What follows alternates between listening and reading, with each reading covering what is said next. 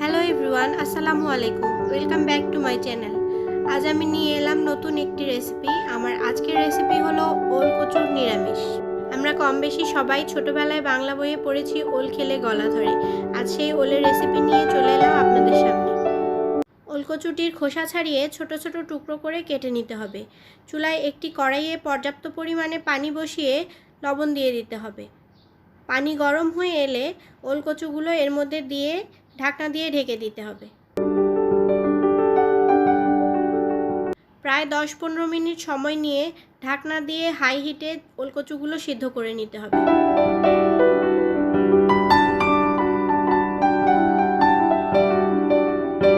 ওল কচুগুলো সিদ্ধ হয়ে গেলে পানি ঝরিয়ে একটি পাত্রে উঠিয়ে রাখতে হবে। কচুগুলো পানি থেকে উঠিয়ে একটি ছিদ্রযুক্ত পাত্রে রাখতে হবে যেন সব পানিগুলো ঝরে যায়। এবারে একটি কড়াইয়ে তেল দিয়ে দিতে হবে 3 চা চামচ। দিয়ে দিতে হবে ছোট ছোট টুকরো করে কেটে রাখা আলু। আলুগুলো দেয়া হলে সামান্য পরিমাণে লবণ এবং হলুদ ছিটিয়ে দিতে হবে আলুগুলোর উপর এবং ভালোভাবে আলুগুলো ভেজে নিতে হবে।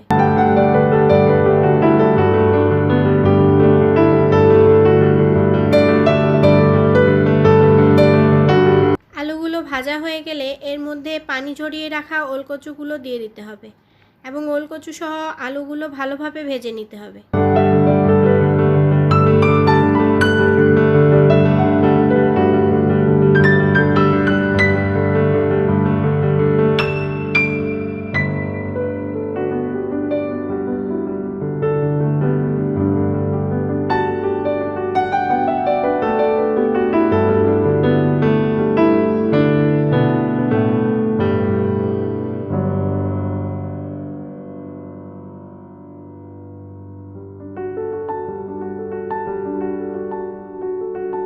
ওলকচু এবং আলু লালচে করে ভাজা হয়ে গেলে একটি পাত্রে এগুলো উঠিয়ে রাখতে হবে।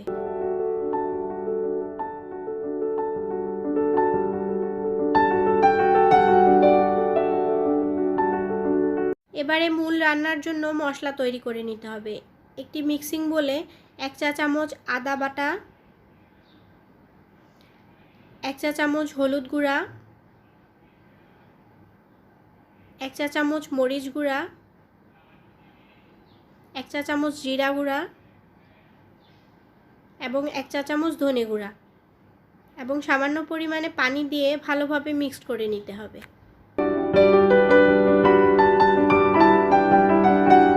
এবারে ওলকচু এবং আলু ভাজা কড়াইয়ের মধ্যেই সামান্য পরিমাণে সরষের তেল দিয়ে দিতে হবে।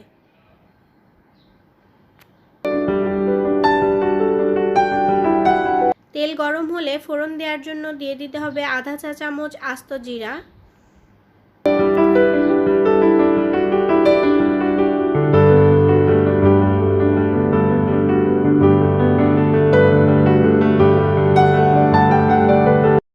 তিন চারটি টুকরো করে কাটা শুকনা মরিচ,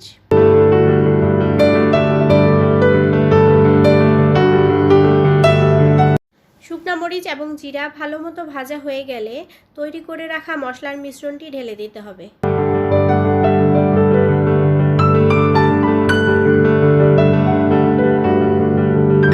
দিয়ে দিতে হবে 1 চা চামচ লবণ,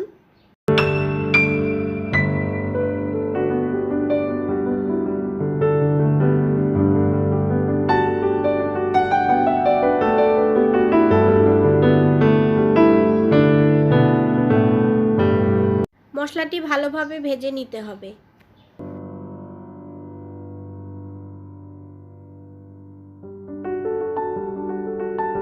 মশলার পানি শুকিয়ে আসলে আবার সামান্য পরিমাণ পানি দিয়ে মশলাটি বারবার কষিয়ে নিতে হবে।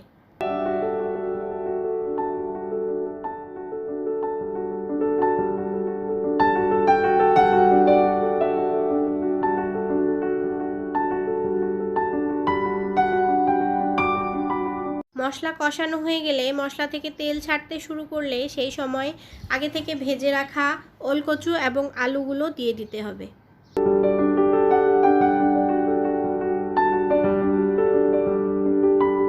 ওলকচু এবং আলু ভালোভাবে মশলার সাথে মিশিয়ে নিতে হবে।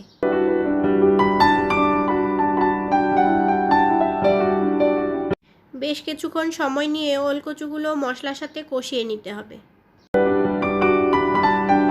নিরামিষ তরকারির স্বাদ বাড়ানোর জন্য আমরা এখানে দিয়ে দিব 1/2 চা চামচ চিনি।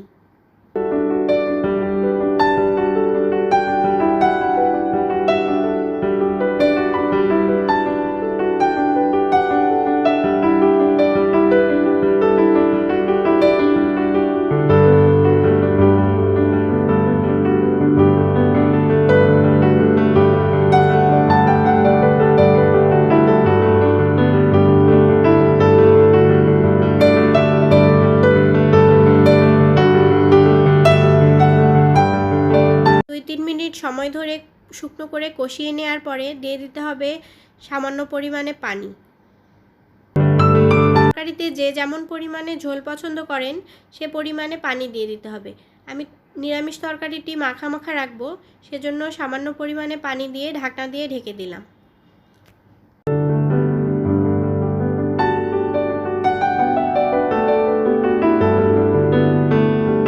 পানি শুকিয়ে আসলে ঢাকনা খুলে নিয়ে দিয়ে দিতে হবে 2 চা চামচ পরিমাণ লেবুর রস, 1/2 চা চামচ পরিমাণ গরম মশলার গুঁড়া,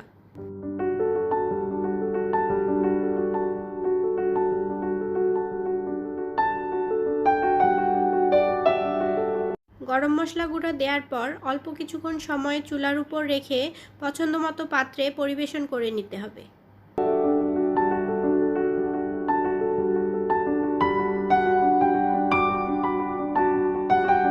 তৈরি হয়ে গেল অসম্ভব মজার ওলকচুর নিরামিষ তরকারি।